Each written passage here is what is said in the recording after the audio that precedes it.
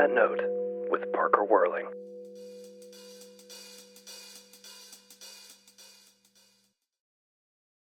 Ad Astra joining me on the podcast. On that note, thank you for coming in. Got a Sunday morning pod. Got our tea ready, our water. I appreciate you making it over here.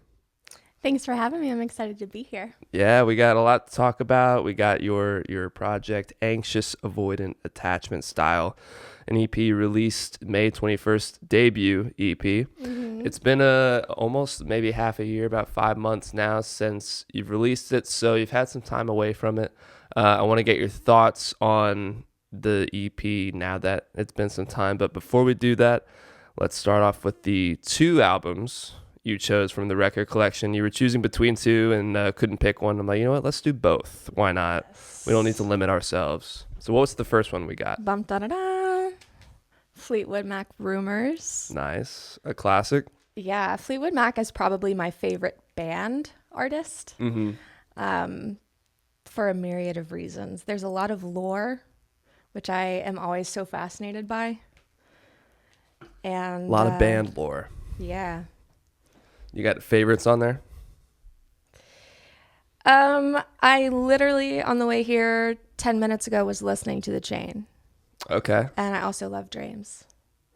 Dreams, yeah, of course. I mean, everybody does. Love Dreams. I think my favorite might be, what is it? Secondhand News.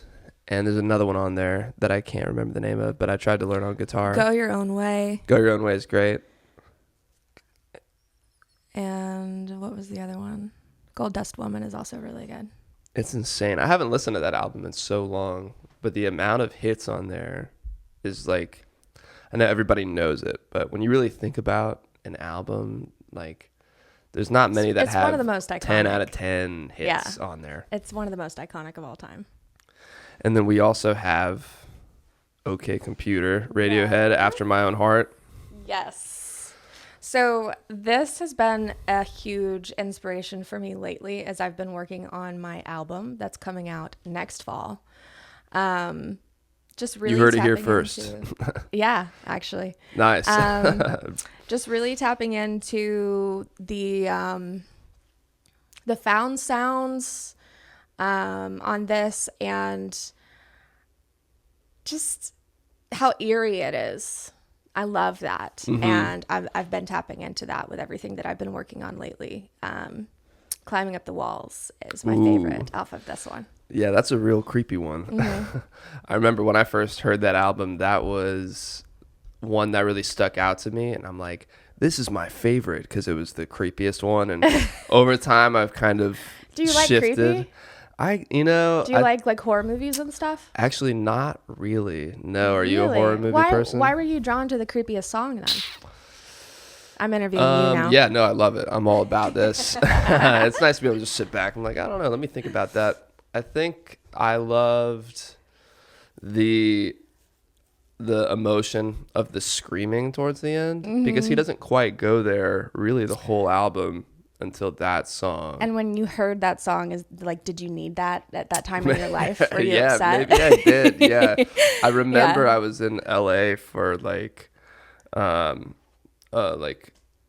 one school semester, like a spring school semester. And what school? Sorry. You're good. You're good. I went to Love It, which is a school here in Atlanta. Okay. But they let me. I do a lot of acting as well. Yeah. So I moved there for they call it pilot season. It doesn't really exist anymore, but they'd cast all these shows at the same time for a season, in the spring. Okay. So I was there, and it was the first time I was away from all of my friends for 4 or 5 months. So I think maybe when I heard that, I'm like, this is the release that I needed, Yeah. And did you sing it alone in your room? Yeah, exactly. Yeah. My mom's like, are you okay in there? That's and I'm like, go away. This is why Radiohead has a stigma. Yeah, I know. I really am the stereotype. But you said that Radiohead might be dethroning your queen for the #1 on Spotify Wrapped this year, Lana Del Rey. Yes. So Lana Del Rey has been my top artist on Spotify 11 years in a row.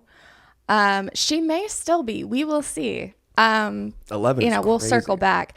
But Yeah, as I've been working on this album, have been really obsessing over Radiohead and their sound and aesthetic and what they have to say. And I think so much of their music is unsettling, which I think is a huge word that I would apply to my album and what I'm trying to do. And it's been going fabulously, so I'm excited. That's great. And you're working with Riley Stillwagon from right. Recess He's Party. my producer. Yep. Yeah, he's the man.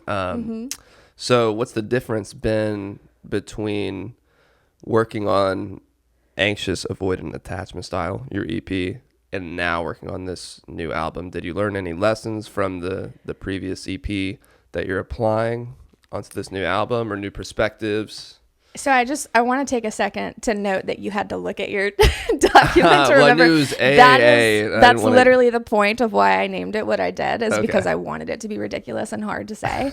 Because that's how I felt at that time in my life when I was writing a lot of this music.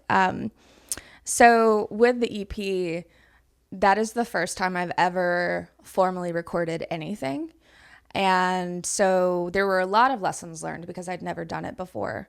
And definitely shout out to my producer, Riley. He is excellent. And a lot of what I work on is incredibly emotional. So there's a lot of times where I have to continue the writing, or come up with the mood or, what have you as I'm recording, and kind of tap into certain emotional spaces. And so I appreciate being able to work with someone such as Riley, who's emotionally intelligent, who creates a safe space for me to do that. That's been very important for me. And I think it was like stars aligned to find him and get to work with him. But as far as the difference between the two, it's definitely an evolution as an artist, and as a person. So I think when I look at the difference between how I felt when I was writing and creating and even releasing the EP versus now coming towards the end of recording the album, each song is incredibly cathartic for me, and each one of them has a meaning, a very specific, important, very personal meaning based on things that I have been through and experienced growing up, or with insecure, emotionally unavailable, nonchalant boys, one of my songs on my EP. And just kind of allowing my music to be a way to process those things. And so I am first and foremost an artist. I'm really uninterested in chasing anything other than just creating and simultaneously creating a space for people to relate. I think a lot of what I write is really raw, and it's sometimes things that people don't often talk about that are hidden, that a lot of people understand and feel. And so that's just my goal, is to put that into a melody, and it's been really lovely. Mm-hmm. When you're trying to get in that space, are you pretty aware of what you want to write about as you're writing, or does it start with maybe like an unnamed feeling that you have to discover along the way? I would say every song is different, and both bodies of work are different. If I was to speak to the EP specifically, all of the songs, except for Giant Forehead, were written. That title always makes me laugh. It's funny. It's supposed to be funny. They were all written long before I started recording. And they were written in the midst of intense heartbreak and the worst season of my life at my piano or my parents' piano, without a real intention of recording anything. Before I met Riley, before I lived in New York City at the time when I wrote a lot of those. I now live in Atlanta. Again, this is where I'm from, but a lot of life transition happened in the midst of creating those. And for the EP? Yes, for the EP. And so you can sense different types of feelings and emotions in the different songs. So insecure, emotionally unavailable, nonchalant boys, affectionately called boys, is that one's angry and fun. But then Giant Forehead, for instance, that one, it's also a little bit angry, but it's kind of like, I'm not good at being mean or vindictive at all. So when I was in the middle of writing that one, which this is again the one song that we were working on and creating while we were working on the EP, writing while we were working on the EP, I wrote a much tamer version of that song. You're like, and we gotta go deeper. I showed it to Riley, and he goes, "Why are you not being like more mean?" Literally. And I needed that permission because that's just not who I am, but I needed to write that song because it was important for processing the way that I feel about my ex of 10 years, which is who that song is about. Yeah. And so let's get him on the pod. Oh God, no, he's blocked. Just kidding. No, thank you. But I guess to sum up, my point was, yeah, it's all a process. And I think that the best art is a process, and it takes time and it evolves over time. And again, each song is different. It all comes to fruition in a different way. Mm-hmm. Sometimes it's written like that in 10 minutes. Sometimes it takes years, you know? Yeah. Yeah. I hate when there's a song that you're like, I know this is going to be good, but right. you just, it feels like it's not coming out right then and there, and you have to practice your patience a little bit. Yeah. I think there's like a piece with the unknown that you can find where you're just like, you know what? It's not time yet. Mm-hmm. There's one song I'm going to probably rewrite a little bit of for the album that I've been sitting on for a while. Like, it's written, but it's not right. Mm-hmm. And so it'll be kind of the same thing where I need to sit down when it feels right and fix it, you know? Yeah. Is there a song that you can think of that was maybe one of the more enjoyable songs to write and create in the studio? Maybe one that went really smooth and just felt like effortless. Sticking to the topic of the EP, since that's what people can listen to. Yeah.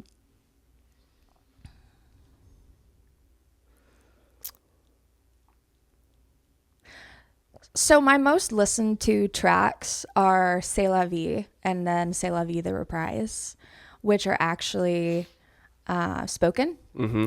And those were incredibly easy to record and to create because they came from a love letter that I wrote to somebody, and that was never responded to. And so that was another thing where it was something already created, and I just looked at it and I said, this is what I want to include from this. And nothing was added. Some things were taken away, but nothing was added. And I think I sat down and like spoke C'est la vie and the reprise in either one or two takes. And then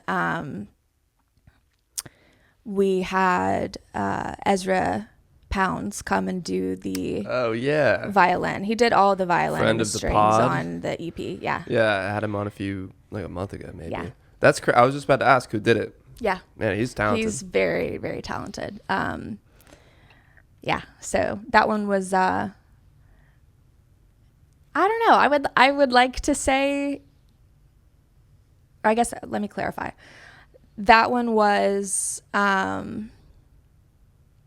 easy in a way as far as the recording, but I think that most of what I do takes some like emotional effort. Yeah. Because none of it is like surface level, mm-hmm. if that makes sense. Yeah. Which I love like to listen to easy music, you know what I mean? But for my stuff, it's like kind of gut wrenching. I have to like rip my chest open every time. Yeah. I mean, that's not easy, and not all music has to be like that. But for some people, for some genres, it's maybe a disservice to not go there. Mm-hmm. And maybe that's just a personal preference. But for you, do you have any advice for someone who's struggling with trying to reach that part of themselves and feel comfortable with externalizing their internal feelings onto like I a love that permanent question. art?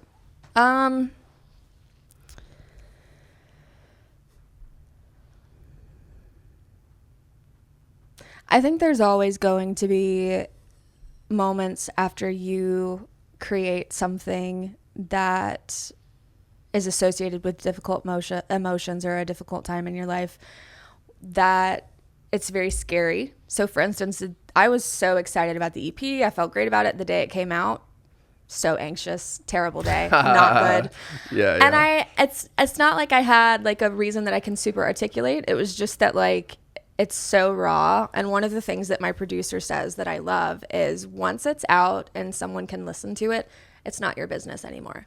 I love that because I think that it's true of this as it is with most things that, people interpret it how they need to and they like it or they don't. And that's completely fine. Not everyone is going to be your audience and not everyone is going to be a fan. Not everyone's going to understand it. I think I've spent a lot of my life dealing with not being understood. And so it was just a continuation of that feeling, if that makes sense. Like it wasn't that hard to step into that because I was already there, you know? So maybe like embracing the fact that these feelings are maybe temporary because once it's out, they're going to be, you'll shed those. Right. And I think keeping in mind what's most important, which is the art and creating the space that you want to create for other people who can relate to what you're saying. That's the most important thing. So everything else is kind of null and void, irrelevant. Yeah, really. that's so true. If we spend our whole lives worried about what people are going to think about us, you'd be scared to do anything at all. Yeah. There's so many people that, 99% of people don't care, first of all. So you don't worry about that. And then 0.7% of the people will really fuck with what you're doing. And then the other 0.3 maybe won't. But like, who cares? One, like, they're not going to be in your ear. Like, you'll always be your own worst critic. And like, if you can inspire other people, true. like, that's really what we're getting into this for, I hope, Well, I also think art should not be gatekept. You know what I mean? Like art can be anything. And it's subjective and you should create whatever you want for you. And then if someone enjoys it, they enjoy it. If you share it, you share it. If you don't, you don't. If someone hates it, they hate it. Whatever. It's all relative. Yeah. It is really like doing it for you at the end of the day, because if it's cool to you and you like it, the odds are there will be other people who like it. There's stuff that you don't like that people love, and like you might not get it, but like it shouldn't be, let people enjoy things. Yeah, let people enjoy let things. yourself That's the hot enjoy take things. Here. Exactly.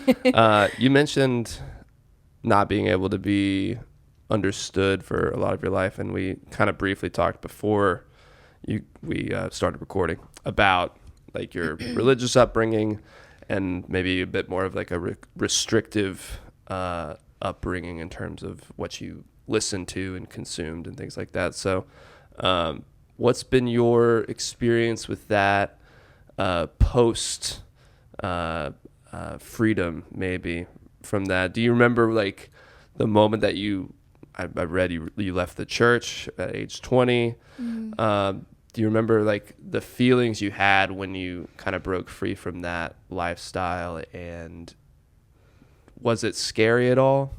How much time do you have? Oh man, we got plenty of time. So the way that I grew up, I still have a really strong relationship with my family. I have 2 brothers, a sister-in-law, and my parents are still together. They live in Alabama. And I love them all very much. I think that the most important thing in life is love, and at all costs, honestly. And so we do not see eye to eye in so many aspects of life, and yet they are probably the most important people to me, because we love each other and family is important. So that's where I'm at right now. As far as the journey away from religion and the way that I grew up in a very fundamentalist household. It was, growing up in the South, incredibly misogynistic. Purity culture was a huge part of my identity. My journey with music actually started in church. I played in and led church bands for probably starting at 12 until 20. My dad taught me classical piano starting at age 4. And so in relation to music, when I left the church, it's because of logic and realizing that it didn't make sense to me, and also recognizing over time how much it had hurt me and affected me, and still to this day does, and probably will for all of life. But when I left religion and fully, I remember the day I made up my mind and I was like, I'm done with this. And then that started a course of events of trying to figure out, okay, like, what do I believe? I had to take a long break from doing anything with music because the two were so attached to each other, and give myself a lot of space. There were months on end where I did not sit down at the piano at all, years where I didn't write anything, because I needed that space in order to figure out who I was so that I could then do what I'm doing now.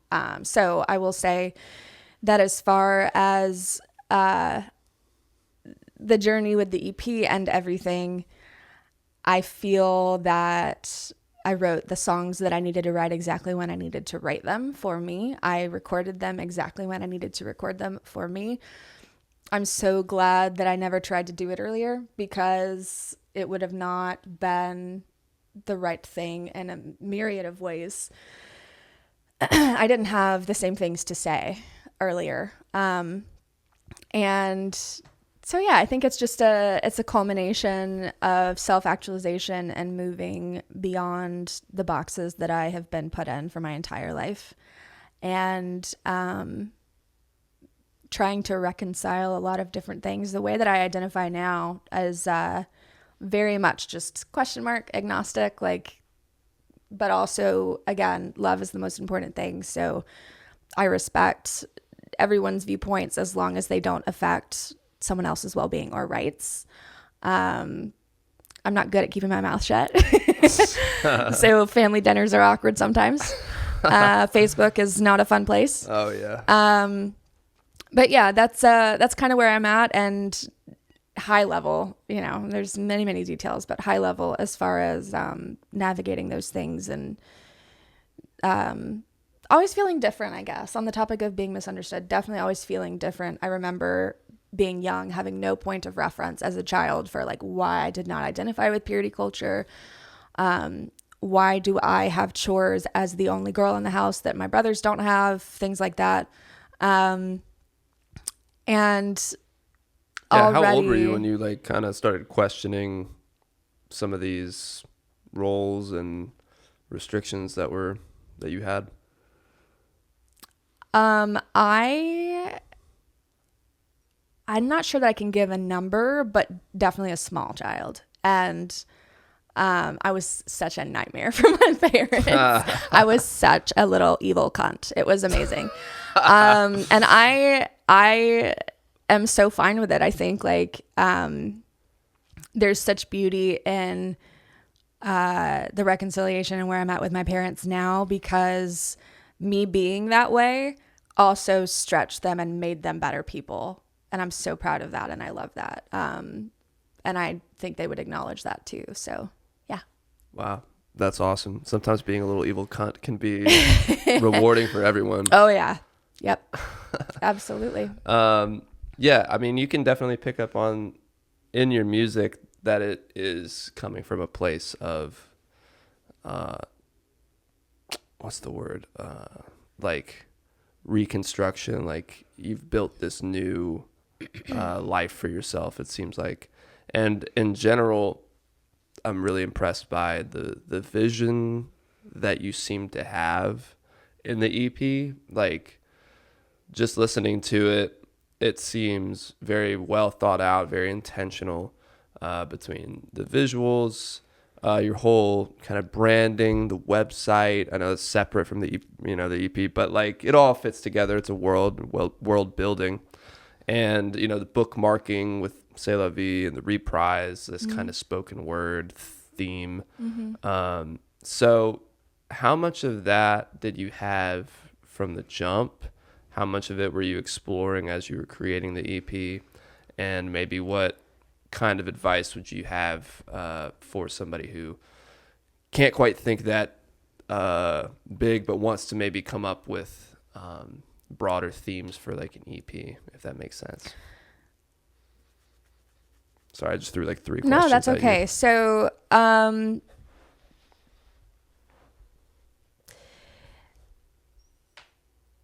this was my first time recording again. And so there was a lot of learning that was attached to that, and trying to figure out what story I wanted to tell. I started with a number of songs in my head as far as what I wanted to put on this specific body of work.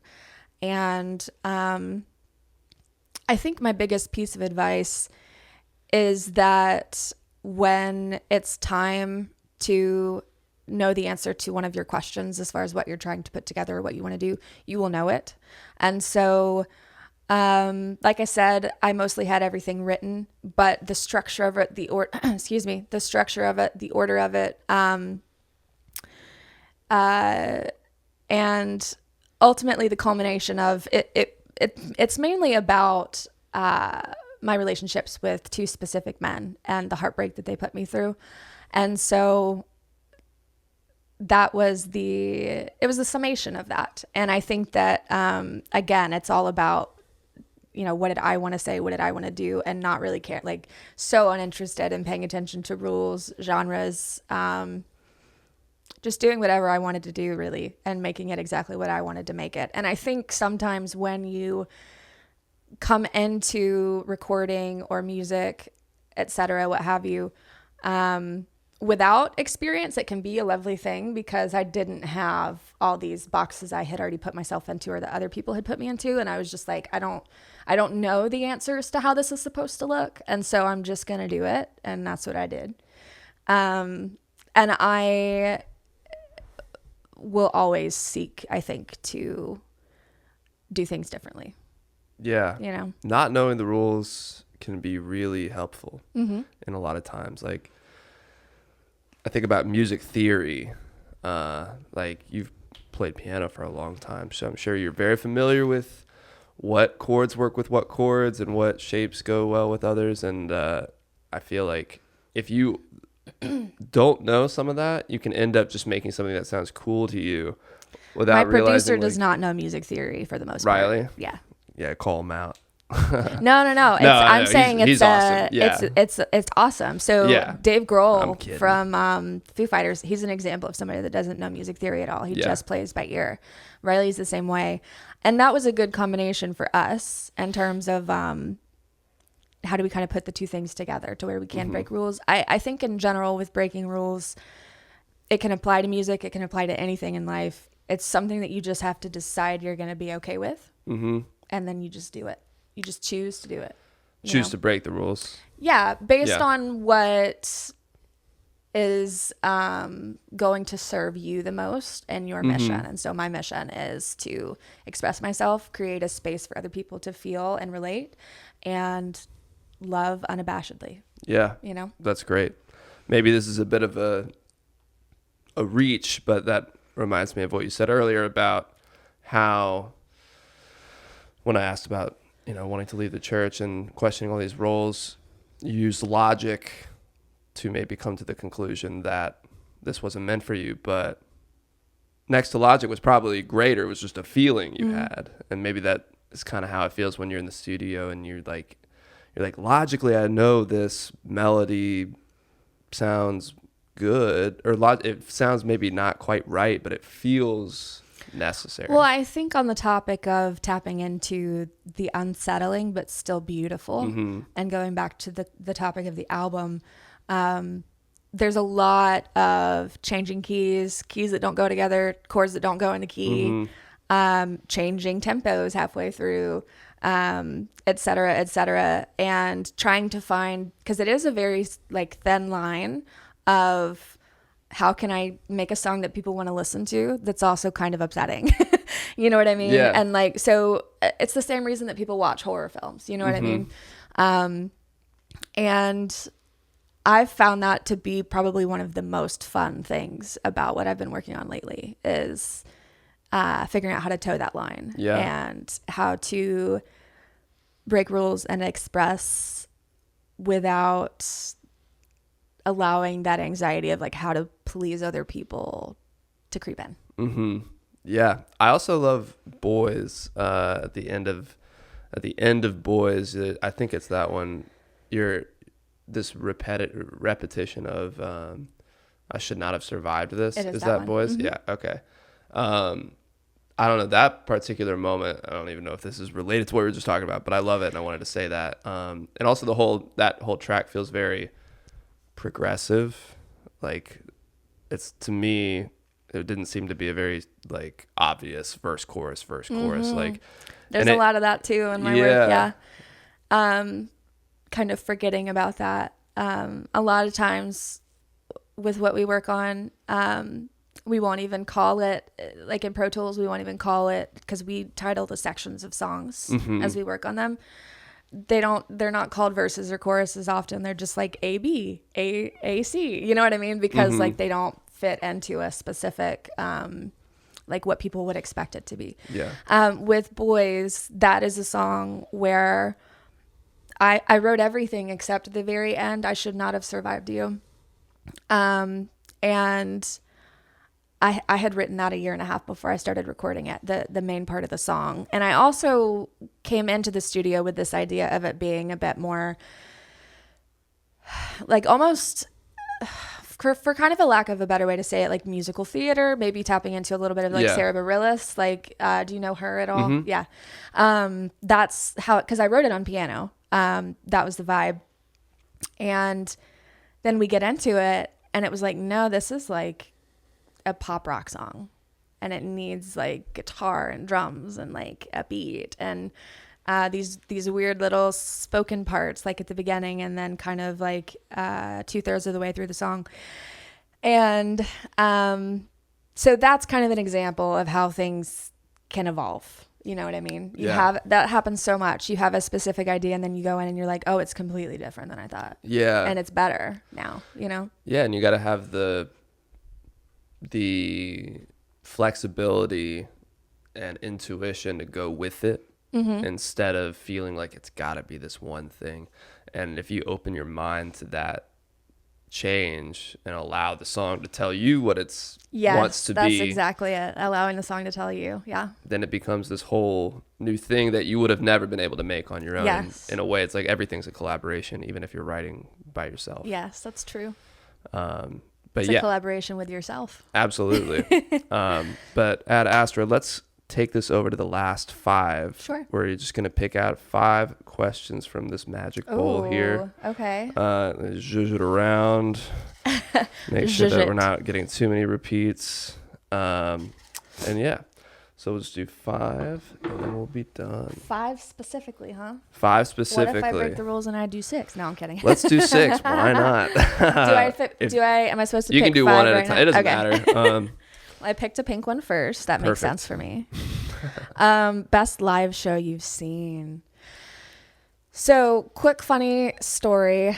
My first tattoo ever was the Shaky Knees music logo, the festival logo. So jealous. So that I can go for free for life. Yeah. And it's on my ass right here. Nice. And you don't have to like show that every. Oh, you're in the. They have a database. They have a database. They do. They have a. It's real official. It's a Google spreadsheet.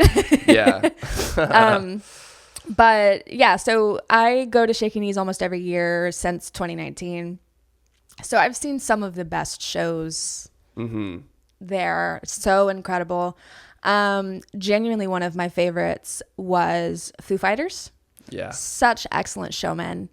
They love what they do. They love each other. I saw them the year before their drummer passed away. So I got to see him in Atlanta, and that was really special when I heard that he had passed away, just because I had gotten to have that experience. Yeah. A few others, just real quick. Orville Peck was amazing. Garbage was amazing. I didn't even know they existed. Have you heard of Garbage? They like a 90s band? Yeah. Okay. I know Like, the I name, think they're but I've British, never really listened kind to of them. pop rock. Okay. And yeah, so Shaky Knees is like big thing for me. Yeah. I went this year for the first time. Did you? In forever. Yeah. I went with someone who works at Live Nation, and she got us free tickets. Nice. So it was like, that's awesome. Good, but I hadn't been okay. in years. Yeah. And it was awesome. Yeah, it was a great time. Deftones was sick. Did he go all 3 days? I went Saturday. Oh, okay. Cool. Yeah. Nice. So I live close to Piedmont Park, so we just walked over there. That's great. But yeah, it's a good time. It's fun. The drinks are ridiculously expensive. They are. Cocktail is like $24. It's fine. Yeah, that sucks. All right, question number 2. But because I get to go for free, it's not that big of a deal. Yeah, not big of a deal at all. In the studio or playing live? Playing live. Yeah? Mm-hmm. Why playing live?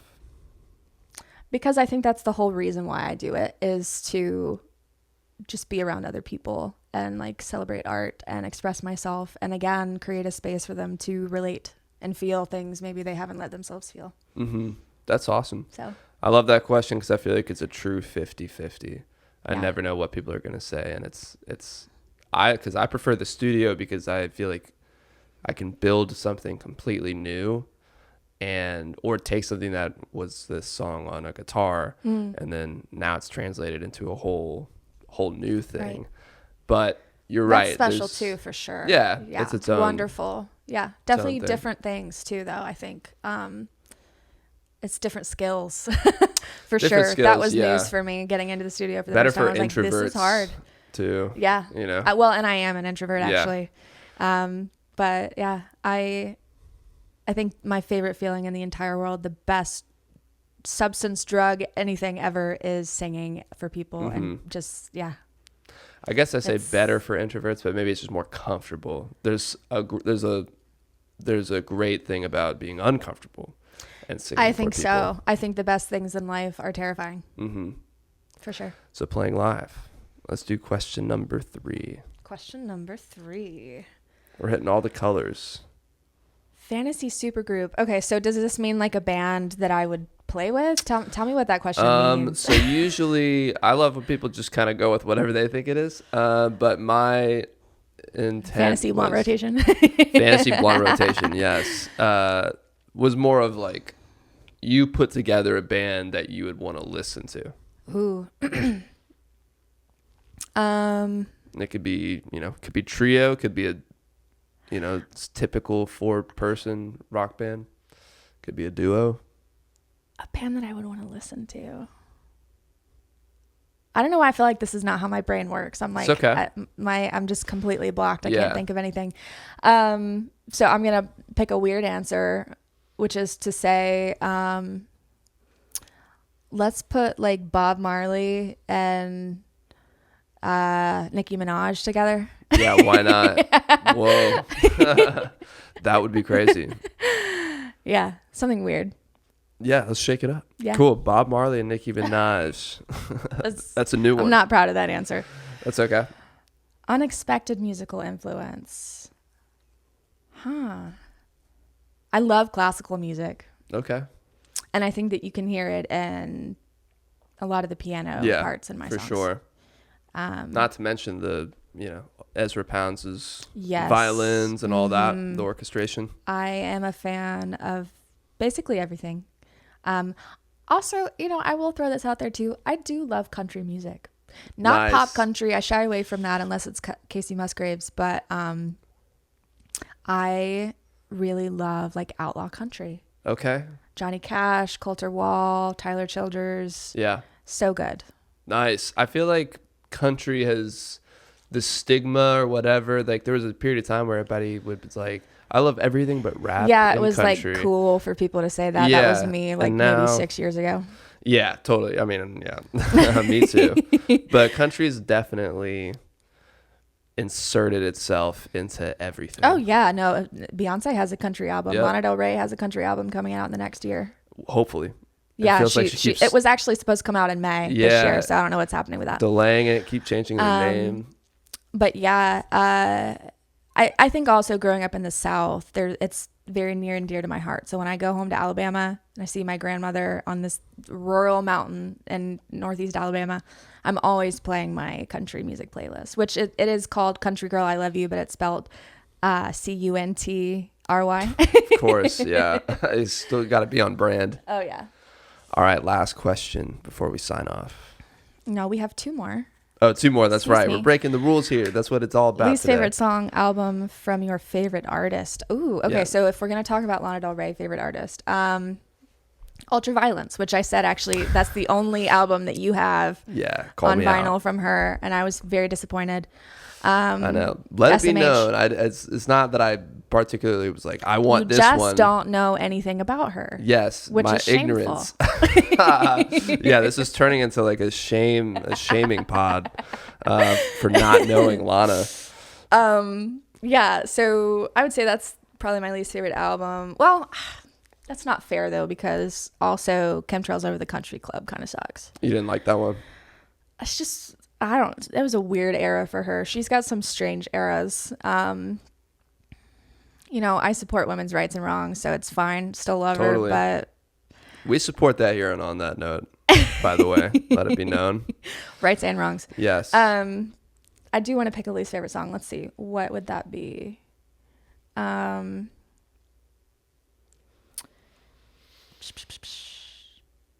can't even think of the name of it, but I know what it is. It's like is it on Ultraviolence? I don't know. It's like this song about this like Italian dude, and it's strange, and yeah, she's kind of yodeling, but I don't know. That is weird. Well, if you Maybe know I'll it, know sound it. off in the comments. Let us know. Okay, one more. Who do people often say you sound like? I've been getting Chapel Rowan a lot lately. Cool. Not which a bad. is an honor, of course. Yeah. Yes. I don't know that I think that, but other people do, which is, I'll take it. Yeah. I mean, I can sense it. I didn't immediately go there just because I feel like your stuff is a little bit more hazy, a little bit more atmospheric. And I mean, I'm not super tapped into Chapel Rowan, but she seemed a little bit less that, I guess. Yeah. But cool. Last 6. We're done. Ad Astra, thank you for coming on the pod. Everybody needs to check out Anxious Avoidant Attachment Style. The EP is out now. Okay, I got it right. I did have to glance over just to double check. I saw. It's okay. I wasn't going to say anything. Well, yeah, I just wanted to come clean. And a new album coming out next year. Be on the lookout maybe for some singles along the way. Yes. And spring next year. Yep. Cool, in spring. And then if there's any shows coming up, you can... Working on it. Yep. Follow her on social Instagram, social media. So official Ad Astra is my handle on almost everything, and that is where I will announce those things. But definitely going to have some shows in the next few months in the area, possibly Athens. We'll see. Sweet. All right, Ad Astra, thank you again for coming on the pod. Thanks for having me. On that note, with Parker Whirling.